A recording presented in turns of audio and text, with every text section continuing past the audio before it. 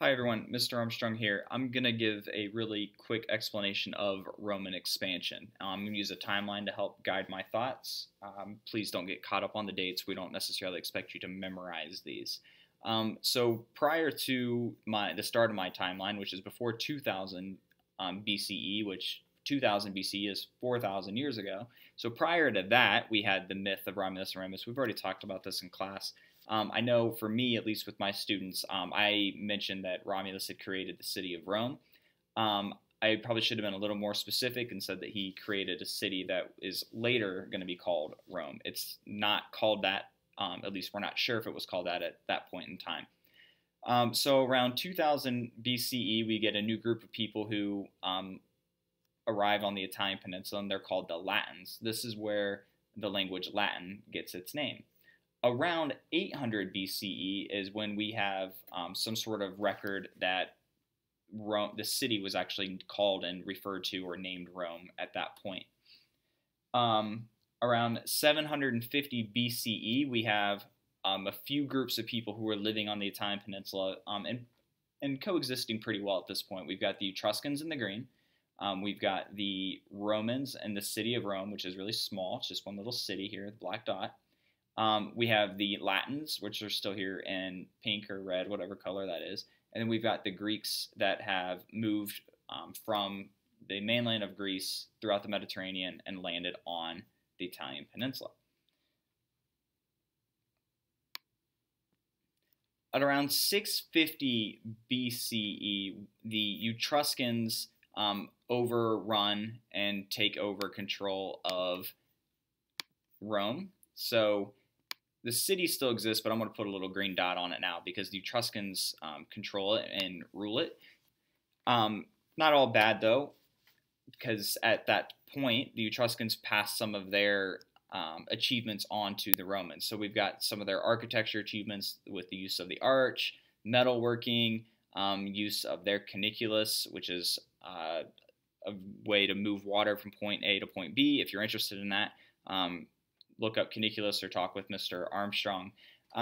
Then we also have the Greeks who are influencing this area with the writing, with the pillars. Sorry, that says Doric, Ionic, and Corinthian. I didn't mean to cut that off. Some of the coins, some of the statues, and so forth. So that's the influence. These people influence what will later be known as the Romans as we move through. The Etruscans had a type of government that was a monarchy. They were ruled by one leader, and since I can't find a picture of him, I'm just going to use Loki. So Loki is the Etruscan king, and at around 509 BCE, the Romans get really unhappy with the Etruscan king, whose name was Tarquin. He's very unfair, very mean, rude, at least sort of the story goes. So they decided that they were going to overthrow him and create their own form of government, which is a republic. We'll talk about that in more depth in class. So between 509 BCE, so after Rome separates itself from the Etruscans and it goes back to being an independent city, we have between 509 BCE and 267, the Greeks expand pretty rapidly. So by 267, they occupy all of the territory that is going to be colored in gray. There's a little bit of lag between my iPad and this. So what you see there is the land that is occupied or that the Romans control by the end of 267. Now, how were they able to do this? Strong army. So here's an image of a legion, of a specific legionnaire. And then here is the legion, the troops moving together. This should probably look familiar to how the Spartans moved or how the Greeks moved with their phalanx. So, big story, 267, Greece, or Rome, is now all of the Italian peninsula and not just the little dot of Rome. All right, so from 264 to 146, there's a set of wars that are called the Punic Wars, and it's between Carthage and Rome. And by the end of 146, when Rome beats Carthage, they now occupy everything that is in red.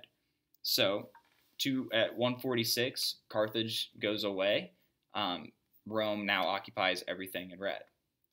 Rome still hasn't reached its height. This is an image of Rome at its height, and when it had the largest amount of land that it had occupied.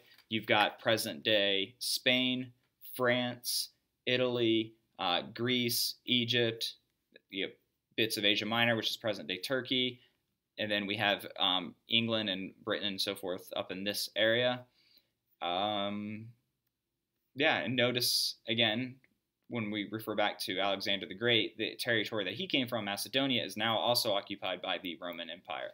So that was a really, really quick explanation of the expansion of the Romans. And if you have any questions, let us know.